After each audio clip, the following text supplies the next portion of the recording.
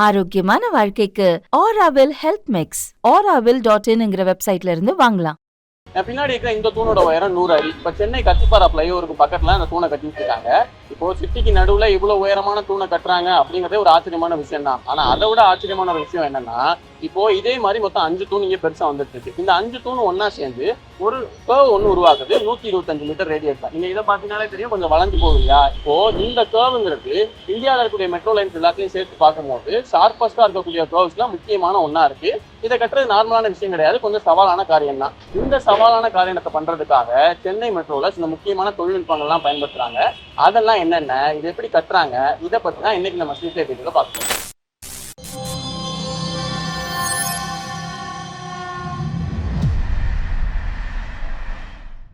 இந்த பாலங்கிறது சென்னை மெட்ரோடைய ஃபேஸ் 2 அந்த லைன்ல காரிடார் 5 உடைய ஒரு பகுதியாக தான் வரப்போகுது. காரிடார் 5 ரெட் லைன், அது மாதவரத்துலேருந்து சோழிங்கநல்லூருக்கு ஒரு 45 கிலோமீட்டர் நீளத்துக்கு அதை வந்து போட்டுட்டு இருக்காங்க. இப்போ குறிப்பிட்ட இந்த ஆர்ட் எங்கே வருதுன்னு பார்த்தீங்கன்னா, பட்ரோட் மெட்ரோ ஸ்டேஷன்லேருந்து ஆலந்தூர் மெட்ரோ ஸ்டேஷனுக்கு போகிற வழியில தான் இந்த ஷார்பஸ்ட் கர்வ்ங்கிறது வருது. இப்போ இதுல ஷார்பஸ்ட் கர்வ் அப்படிங்கிறதையும் தாண்டி இதுல இன்னொரு விஷயம் என்னன்னா, இப்போ இந்த கத்திவாரா ஃப்ளைஓவர் இருக்குல்ல, இந்த ஃப்ளைஓவர் தான் தெற்காசியாவில் இருக்கக்கூடிய க்ளோவர் லீஃப் ஸ்ட்ரக்சர் ஃப்ளைஓவர்லேயே மிக பெருசா இருக்கு. இந்த ஃப்ளைஓவருக்கு மேல ஏற்கனவே 2 மெட்ரோ லைன்ஸ் போய்கிட்டு தான் இருக்கு. அதுக்கான ஃப்ளைஓவர் போட்டு வச்சிருக்காங்க. அதெல்லாமே கரெக்டாக இப்போ ஒர்க் ஆகிட்டு தான் இருக்கு. இப்போ இதுக்கு மேல 3ஆவதா தான் இந்த காரிடார் 5 லைனையும் போட போறாங்க. அப்போ கிளியரன்ஸ்லாம் இருக்குமா அப்படின்னு கேட்டோம்னா, சென்னை மெட்ரோ சொல்றதை பற்றி வச்சு பார்க்கும்போது அந்த மெட்ரோக்கான லைன்லாம் போகுது இல்லையா, அதையும் தாண்டி கிட்டத்தட்ட 2.3 மீட்டருக்கு அதுக்கு கிளியரன்ஸ் இருக்கு. அதனால இந்த 3 மெட்ரோவும் மேல போறதுல எந்த பிரச்சனையும் வரப்போறது இல்லை அப்படிங்கிற மாதிரி அவங்க சொல்றாங்க. இதை சரியா செஞ்சு முடிக்கிறதுக்காக 2 முக்கியமான தொழில்நுட்பங்களை பயன்படுத்துறாங்க. ஒன்று பேலன்ஸ்டு கேன்டிலிவர், இன்னொன்று போஸ்ட் டென்ஷனிங். இதுல பேலன்ஸ்டு கேன்டிலிவர் எப்படி வேலை செய்யுது அப்படிங்கிறத முதல்ல பார்த்துக்கலாம். இப்போ பொதுவாக சென்னை மெட்ரோ ட்ரெயின்ஸை பொறுத்த வரைக்கும் அந்த மெட்ரோ ட்ரெயின் பயணிச்சு போகுது இல்லையா, அதுக்கு கீழே இருக்கக்கூடிய அந்த ஸ்பேன் எல்லாமே யூ ஷேப்டு கர்டர்ல தான் போடுவாங்க. இப்போ இந்த யூ ஷேப்டு கர்டரை பொறுத்த வரைக்கும் வந்து பொதுவாக எல்லா இடங்களும் என்ன பண்ணுவாங்க அப்படின்னா, வெளியில ப்ரீகாஸ்டா ரெடி பண்ணி எடுத்து வந்து அந்த கிரெயின்ஸ்லாம் வச்சு கொஞ்சம் கொஞ்சமா லிஃப்ட் பண்ணி மேலே வைப்பாங்க. ஆனா இங்கே அதை பண்ண முடியுமானா அது கொஞ்சம் கஷ்டம். ஏன்னா சென்னை கத்திப்பாராங்கிறது ரொம்ப முக்கியமான ஒரு ஏரியாவா இருக்கு. உங்களுக்கு 24 மணி நேரமும் வண்டி போயிட்டு வரது தான் இருக்கும். இப்போ நாம ஷூட் பண்றதே ஒரு 7:30 மணிக்கு. இப்பயே உங்களுக்கு கொஞ்சம் டிராஃபிக்காக தான் இருக்கு. அப்போ இப்படி இருக்கக்கூடிய ஒரு இடத்துல கொஞ்சம் டிராஃபிக்காகவும் இருக்கு, அதே சமயத்தில் வந்து உங்களுக்கு பார்த்தீங்கன்னா கொஞ்சம் உயரம் அதிகமாகவும் இருக்கு. அப்போ இங்கே நீங்க ப்ரீகாஸ்டா எடுத்து வந்து மேலே வச்சா அது கொஞ்சம் நிறைய சிக்கலை ஏற்படுத்தும். அப்படிங்கிறதுனால இங்கே தான் பேலன்ஸ் கேன்டிலிவர் அப்படிங்கிற டெக்னிக்கை பயன்படுத்துறாங்க. இதுக்கு முதல்ல எல்லா கட்டிடத்துலையும் பண்ற மாதிரி கரெக்டான ஸ்பாட்டை சூஸ் பண்ணி அந்த இடத்துல தேவையான பைல்ஸ் எல்லாம் போட்டு அதுக்கு மேல ஃபவுண்டேஷன்லாம் போட்டு அதை கட்டி முடிச்சுவாங்க. அதுக்கப்புறமா அதுக்கு மேல அந்த தூணை எழுப்ப ஆரம்பிச்சிருவாங்க. நீங்க தூணை பொறுத்த வரைக்கும் ஒரே ஒரு தூண் இல்லாம நீங்க இங்க பாத்தீங்கன்னா தெரியும் 2 தூண் இருக்கு. இந்த 5 பில்லர்ஸ்லயுமே உங்களுக்கு 2 தூண் போட்டு வச்சிருக்காங்க. இப்போ தூணை போட்டு முடிச்சதுக்கு அப்புறமா ஃபார்ம் டிராவலர் அப்படிங்கிற ஒரு மிகப்பெரிய டூல் ஒன்று இருக்கு. அதுதான் இவங்களுக்கு அந்த மொத்த யூ கர்டரையுமே அந்த மொத்த ஸ்பேனுக்கு போட்டு முடிக்கிறதுக்கு உதவியா இருக்கும்போது அதுதான் இந்த பேலன்ஸ் கேன்டிலிவரோட ரொம்ப முக்கியமான ஒரு டூலாகவும் இருக்க போகுது. இப்போ இந்த ஃபார்ம் டிராவலருங்கிறது என்னன்னா, அந்த பில்லர்லாம் போட்டு முடிச்சிட்டாங்க இல்லையா, அதுக்கு மேல இந்த ஃபார்ம் டிராவலரை வச்சு அந்த டூல்ஸ் எல்லாம் ஒன்றா அசம்பிள் பண்ணி அந்த மொத்தமா ஒரு ப்ரீகாஸ்ட் டிசைன் மாதிரி ஒன்று ரெடி பண்ணுவாங்க. எதுக்காக அப்படின்னா, இப்போ அந்த யூ கார்டரை வெளியில இருந்து எடுத்து வந்து வைக்க முடியாது இல்லையா, அதனால சைட்லேயே அதை ரெடி பண்றதுக்கு ஏற்ற மாதிரி தான் அந்த ஃபார்ம் டிராவலரை மொத்தமா செட் பண்ணிடுவாங்க. இப்போ அதெல்லாம் செட் பண்ணி முடிச்சதுக்கு அப்புறமா அவங்க அதுக்குள்ள கான்கிரீட்டை போர் பண்ணும்போது இந்த யூ கார்டர் என்ன டைமென்ஷன்ல இருக்கணும் அப்படின்னு நினைச்சாங்களோ அந்த டைமென்ஷனுக்கு இந்த ஃபார்ம் டிராவலர் மொத்தமா ரெடி பண்ணி கொடுத்து, இந்த ஃபார்ம் டிராவலர்ல இன்னொரு முக்கியமான விஷயம் என்னன்னா, அது ஒரே ஒரு இடத்துல மட்டும் செட் பண்ற மாதிரி இருக்காது. அதுல ஹைட்ராலிக் ஜாக்ஸ் மூலமா உங்களால முன்ன பின்ன நகர்த்தி கொண்டு போயிட்டே இருக்க முடியும். அப்ப முன்ன பின்ன நகர்த்த முடியும் அப்படின்னா என்ன அர்த்தம், முதல்ல நம்ம பில்லர் போட்டோம், அதுக்கு மேல முதல் யூ கர்டர் ரெடி பண்ணிட்டோம், அதுக்கப்புறம் ஃபார்ம் டிராவலர் அப்படியே நகர்த்தி கொண்டு போய் அடுத்த இடத்துல அப்படியே நம்ம கொஞ்சம் கொஞ்சமா அந்த யூ கர்டர் ரெடி பண்ணிடலாம்.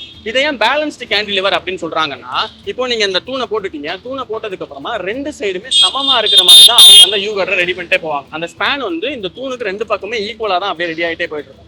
இது ஏன் அப்படின்னு பார்த்தோம்னா, இப்போ தூண் ஏற்கனவே 100 அடி உயரத்துல இருக்கு. இதுக்கு பக்கத்துல நீங்க நல்லா வெயிட்டா இருக்கின்ற கான்கிரீட்லாம் போர் பண்ணி தான் இதெல்லாம் ரெடி பண்றீங்க. அப்போ இதெல்லாம் ரெடி பண்ணும்போது ஒரு பக்கத்துல மட்டுமே அதிகமா கொண்டு போயிட்டே இருந்தீங்க அப்படின்னா, அது பின்னாடி ஏதோ மழை பெய்யும் போதோ இல்ல ஒரு புயல் மாதிரி ஏதோ வரும்போதோ அதை பாதிக்கிறதுக்கு, கன்ஸ்ட்ரக்ஷன் பண்ணும் போதே பாதிக்கிறதுக்கு வாய்ப்பு இருக்கு இல்லையா. அதனாலதான் 2 சைடு சமமா இருக்கிற மாதிரி அதை தொடர்ந்து மெயின்டைன் பண்ணி அதை அப்படியே கட்டிட்டே போவாங்க. இதனாலதான் இதை பேலன்ஸ்டு கேன்டிலிவர் அப்படின்னு சொல்றாங்க. இப்படிதான் மொத்தமா அந்த ஸ்பேனையும் கட்டி முடிப்பாங்க. ஆனா இங்கதான் ஒரு முக்கியமான கேள்வி வருது. என்னன்னா, இப்போ மொத்தம் 5 பில்லர் போடுறாங்கன்னு சொன்னீங்க, அதுல 3 இடத்துல 97 மீட்டர் நீளத்துக்கு அந்த ஸ்பேன் இருக்கு. அப்ப அந்த 100 மீட்டர் நீளத்துக்கு 2 சைடும் 2 பில்லர் தான் வச்சிருக்காங்க. நடுவில் எந்த விதமான சப்போர்ட்டும் இல்லை. ஏற்கனவே அதிகமான உயரத்துல இருக்கு, மெட்ரோ ட்ரெயின் போகுதுன்னா அதிக வேகத்துல போகுது. அப்ப அதிகமான ஸ்பீடு இருக்கு, இப்போ லோடு எல்லாம் அதிகமாகிறதுக்கு வாய்ப்பு இருக்கு.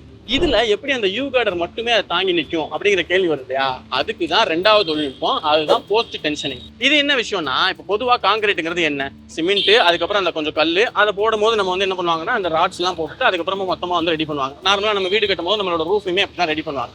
இதுல இப்ப இந்த நடுவுல இருக்கக்கூடிய இந்த ராட்ஸ் ரொம்ப ரொம்ப முக்கியம். ஏன் அப்படின்னா இப்ப அந்த ராடு இல்லாம வெறும் சிமெண்ட் அதுக்கப்புறம் மண்ணு இந்த ஜல்லி மூணுத்தை மட்டும் கலந்துட்டு நீங்க வந்து ஒரு கலவையை போட்டு மேல வந்து ஒரு ரூஃப் ரெடி பண்றீங்கன்னு வச்சுங்க. ரூஃப்க்கு ரெண்டு பக்கமும் உங்களுக்கு சப்போர்ட் இருக்கு. அதனால மேல இருந்து லோடு வரும்போது அந்த ரெண்டு சைடும் பெரிய அளவுல பாதிக்காது. ஆனா நடுவுல எந்த சப்போர்ட்டுமே இல்ல அப்படிங்கிற பட்சத்துல என்ன ஆகும்னா அங்க நடுவுல ஒரு டென்சைல் ஃபோர்ஸ் ஆக்ட் ஆகி அது கொஞ்சம் கொஞ்சமா கீழே வளைய ஆரம்பிக்கும். அப்ப லோடு அதிகமாகும் போது அது ஒத்தமொத்தமா பிரேக் ஆகி போறதுக்கு வாய்ப்பு இருக்கு. இதை தடுக்கணும் அப்படிங்கிறதுக்காக தான் நடுவுல வந்து ராட்ஸ் வந்து இன்ஸ்டால் பண்றாங்க. முறுக்கு கம்பிலாம் சொல்றோம் இல்லையா, டிஎம்டி ராட்ஸ் அப்படிலாம் சொல்லுவாங்கல்ல. இதை இன்ஸ்டால் பண்ணும்போது என்ன ஆகும் அப்படின்னா லோடு கொடுக்க அந்த லோட இந்த கம்பிகள் வாங்கிக்கிட்டு அப்படியே வளைஞ்சுக்கிட்டு அந்த மொத்த கான்கிரீட் ஸ்ட்ரக்சருக்குமே எதுவும் ஆகாம பார்த்து இதோட கொஞ்சம் அப்டேட்டட் வெர்ஷன் தான் இந்த போஸ்ட் டென்ஷன். இதை தெளிவா சொல்லணும்னா நீங்க அந்த மெட்ரோ ட்ரெயின்ஸோட கேர்டர்ஸ்லாம் நீங்க அந்த போகும்போது வரும்போது பாத்துருந்தீங்க, இல்லைன்னா நான் போட்டோ கூட போடுறேன். அதுல பாத்தீங்கன்னா சைட்ல நிறைய துளைகள் இருக்கும். இது எதுக்காக அப்படின்னா அந்த துளைகள் வழியா கேபிள்ஸை இன்சர்ட் பண்ணிப்பாங்க. என்ன மாதிரியான கேபிள் வேணும் அப்படிங்கறது வந்து என்னென்ன ஸ்ட்ரக்சர் அப்படிங்கறத பொறுத்து நிறைய மாறுபடும். இப்போ அந்த கேபிள்ஸ் உள்ள இன்சர்ட் பண்ணதுக்கு அப்புறமா என்ன பண்ணுவாங்க அப்படின்னா அந்த கேபிள்ஸ் உள்ள இன்சர்ட் பண்ணதுக்கு அப்புறம் அந்த துளையை சுற்றி சின்னதா ஒரு கேப் இருக்கும்ல, அதை ஃபில் பண்ணணும் அப்படிங்கிறதுக்காக வெட்ஜஸ் ஒன்று இருக்கும், அதை உள்ள செலுத்திடுவாங்க. இப்போ அதுக்கப்புறமா ஹைட்ராலிக் ஜாக் மூலமா அந்த கம்பி மொத்தத்தையும் வெளியே நல்லா பிடிச்சி இழுப்பாங்க. எந்த அளவுக்கு பிடிச்சி இழுக்கணும் அப்படிங்கிறதுமே டிசைன்ல ரெடியா இருக்கும். ஏன்னா எந்த அளவுக்கு லோடு தாங்குது அப்படிங்கிறத பொறுத்து அது மாறும் இல்லையா. அப்போ மொத்தமா பிடிச்சி இழுப்பாங்க. அப்படி பிடிச்சி இழுக்க கம்பி வெளியே வரும், வெட்ஜஸ் தொடர்ந்து அப்படியே உள்ள போயிட்டே இருக்கும். அப்போ அந்த வெட்ஜஸ் வந்து அந்த சுற்றி இருக்கக்கூடிய ஹோலை நல்லா க்ளோஸ் பண்ணிட்டு இந்த கம்பி நல்லா வெளியே பிடிச்சி இழுக்கும். அப்போ நல்ல ஹை டென்சைல் ஸ்ட்ரென்த்ல அந்த கம்பி அப்படியே ஸ்ட்ராங்கா நிற்கும். இப்போ நீங்க ரெண்டு பேர் ரெண்டு சைட்ல இருந்து ஒரு கயிறை பிடிச்சி இழுத்தீங்கன்னா அது நல்லா ஸ்ட்ராங் ஆகும் இல்லையா. அதே தான் இங்க பண்ணுவாங்க. ஆனா தொடர்ந்து பிடிச்சிட்டே இருக்க முடியாது அப்படிங்கிறதுனால ஒரு ஹைட்ராலிக் ஜாக் மூலமா நல்லா ஹை டென்சைல் ஸ்ட்ரெஸ்ல பிடிச்சி இழுத்து அப்படியே நல்லா ஸ்ட்ராங்கா பிடிச்சி வச்சுருவாங்க. அதுக்கப்புறம் ரெண்டு பக்கமும் கட் பண்ணி விட்டுருவாங்க. இப்போ ஏற்கனவே அந்த கான்கிரீட்டுக்குள்ள உங்களுக்கு கம்பிலாம் இருக்கு, அது தேவையான டென்சைல் ஸ்ட்ரென்த் தான் வந்து தாங்கிக்க தான் போகும். அது போக இந்த போஸ்ட் டென்ஷனிங் கம்பிகளை கொடுக்கும்போது அதை இன்னும் என்னதான் கூடுதலான லோடு வந்து சேர்ந்தாலுமே நல்லா ஸ்ட்ராங்கா அந்த மொத்த ஸ்ட்ரக்சரையும் பிடிச்சி நிற்கும். அப்ப எந்த பிரச்சனையும் இல்லாம எவ்வளவு லோடு வந்தாலும் அதால ஸ்ட்ராங்கா நிக்க முடியும். இந்த மாதிரி கேபிள்ஸ் எத்தனை வேணும் அப்படிங்கறது நான் முன்னாடியே சொன்ன மாதிரி அதோட டிசைன்ல எல்லாமே ரெடி பண்ணிடுவாங்க. நீங்க மெட்ரோவுடைய அந்த கேர்டர்ஸ் பாத்தீங்கன்னா சைட்ல நிறைய துளைகள் இருக்கும். அந்த அளவுக்கு அதிகமான அளவுக்கு அவங்க வந்து அந்த கேபிள்ஸ் வந்து உள்ள இன்சர்ட் பண்ணிட்டே இருப்பாங்க. இதுல என்ன விஷயம் அப்படின்னா இப்போ ஒவ்வொரு இடத்துலயும் அது மாறுபடும். என்ன மாறுபடும் அப்படின்னா எத்தனை நாள் கழிச்சு இந்த டென்ஷனை வந்து நம்ம கிரியேட் பண்ணணும் அப்படிங்கிறது மாறுபடும். அதாவது சில இடங்கள்ல என்ன பண்ணுவாங்க அப்படின்னா அந்த மொத்தமா கான்கிரீட்டை போட்டு அது கியூர் ஆகி முடிச்சு அடுத்த நாள்ல மட்டும்தான் அதை வந்து பிடிச்சி இழுத்து அந்த டென்ஷன் வந்து கிரியேட் பண்ணுவாங்க. சில இடங்கள்ல வந்து இந்த இனிஷியல் ஸ்ட்ரெஸ்ஸிங் முடிச்சதுக்கு அப்புறமா ஒரு 3-4 நாள் கழிச்சு ஃபைனல் ஸ்ட்ரெஸ்ஸிங் அப்படின்னு சொல்லிட்டு 2 தடவை வந்து அதை பிடிச்சி இழுத்து அந்த டென்ஷன் வந்து கிரியேட் பண்ணுவாங்க. இது 2 மட்டும் தான் இல்லை, இன்னும் நிறைய டெக்னிக்ஸ் தான் பயன்படுத்தி தான் இந்த சென்னை மெட்ரோ கன்ஸ்ட்ரக்ஷன் வந்து பண்ணிட்டு இருக்காங்க. அதுவும் குறிப்பா இந்த ஆர்ட்ஸ்ல அதுல நிறைய விஷயங்களை பத்தி நம்ம ஏற்கனவே பேசிட்டோம். ரொம்ப முக்கியமா இது 2 பத்தி நம்ம வரைக்கும் சேனல்ல பேசுறதே இல்லை அப்படிங்கிறதுனாலதான் இந்த விஷயத்தை பத்தி பேசிருக்கோம். இப்போ சென்னை மெட்ரோவை பொறுத்த வரைக்கும் ரொம்ப நல்ல டிரான்ஸ்போர்ட்டா இருக்கு, நல்லா வந்து டிரான்ஸ்போர்ட்டேஷன் கொடுக்குது, எல்லாமே கரெக்டான விஷயம் தான். இதை பார்க்கறதுக்குமே ரொம்ப அழகா இருக்கு. ஏற்கனவே கத்திப்பாரோட டாப் ஆங்கிள் பாத்தீங்கன்னாலே ரொம்ப சூப்பரா இருக்கும். அதோட சேர்த்து இதை பார்க்கும்போது ரொம்ப நல்லா இருக்கும். அதே மாதிரி இந்த கன்ஸ்ட்ரக்ஷன் முடிச்சதுக்கு அப்புறம் இதுல மெட்ரோல போகும்போது உங்களுக்கு கீழே வந்து இன்னும் 2 மெட்ரோ இருக்கும். அது போக உங்களுக்கு கத்திப்பாரா ஃப்ளைஓவர் இருக்கும். அதுக்கு கீழே தான் வந்து மக்கள் இருக்கக்கூடிய இடம் இருக்குங்கிறதெல்லாம் பார்க்க ரொம்ப நல்லா இருக்கு. கேட்கும் போது எல்லாமே நல்லா தான் இருக்கு. ஆனா என்ன ஒரே ஒரு ரெக்வஸ்ட் மட்டும், கொஞ்சம் சீக்கிரமா கட்டி முடிங்க. ஏன்னா மெயின் ரோட்ஸ்ல எல்லாமே சைட்லாம் நீங்க போட்டு வச்சுக்கிட்டு கொஞ்சம் லைட்டா டிராபிக் டிஸ்டர்ப் பண்ற மாதிரி இருக்கு. அதனால கொஞ்சம் சீக்கிரமா கட்டி முடிச்சீங்கன்னா பொதுமக்களுக்கு இன்னும் ரொம்ப நல்ல விஷயமா. இப்ப இந்த மாதிரி கட்டுமானங்கள்ங்கிறது இப்ப மட்டும் இல்ல, தொடர்ந்து ஆதி காலத்துல இருந்தே மனிதர்கள் வந்து இந்த மாதிரி கட்டுமானங்கள் சம்பந்தப்பட்ட விஷயங்கள்ல நிறைய தொழில்நுட்பங்களை பயன்படுத்துறது எல்லாம் தொடர்ந்து பண்ணிட்டே தான் இருக்காங்க. அந்த வகையில உலகத்தோட மிக பழமையான தொழில்நுட்பம், மிக பழமையான கட்டுமானம் அப்படின்னு எடுத்து பார்த்தோம்னா அது எகிப்துல இருக்கக்கூடிய பிரமிட்ஸ் தான். இந்த எகிப்துல இருக்கக்கூடிய பிரமிட்ஸ்லேயே மிக பெருசு எது அப்படின்னு பார்த்தோம்னா பிரமிட் ஆஃப் கீசா தான். பிரமிட் ஆஃப் கீசாவோட இப்ப இருக்கக்கூடிய புகைப்படத்தை எடுத்து பார்த்தோம்னா அது இந்த மாதிரி இருக்கும். ஆனா ஆய்வாளர்கள் என்ன சொல்றாங்கன்னா அது ஒரு காலத்துல இந்த மாதிரி இல்ல, இந்த மாதிரி அதாவது சுத்தி வெள்ளை நேரத்துல பழிங்கு மாதிரியும் அதுக்கு மேல ஒரு தங்க கிரீடத்தை வச்ச மாதிரி மஞ்சள் கலர்ல ஜொலிபாவும் இருந்துச்சு.